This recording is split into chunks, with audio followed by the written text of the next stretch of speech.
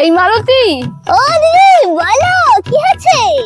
বলছি কালকে আমাদের ঘর চাপা, যা আজকে দুপুরবেলা খাওয়া দাওয়া করে আসে, একটু হাতে হাতে গিয়ে কাজ করে দিস। আচ্ছা আচ্ছা, নিমন্ত্রণ করছে, সঙ্গে বলছে কাজও করে দিয়ে আসবে, যত সব ঝামেলা।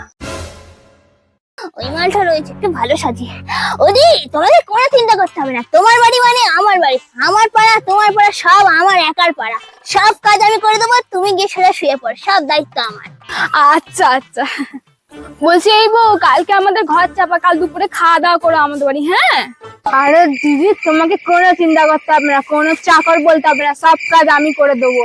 কি রে কুমির, কেমন নিজের কাজের দায়িত্ব নিজের ঘাড়েই নিলি? আমি ইচ্ছা করে বলেছিলাম যেটা তুইও করিস, আমি কালকে গিয়ে হাত গুটিয়ে খেয়ে আর চলে আসবে, তুই সব কাজ করবি। বেকার বেকার আমি এই কাজে ফেসে গেলাম।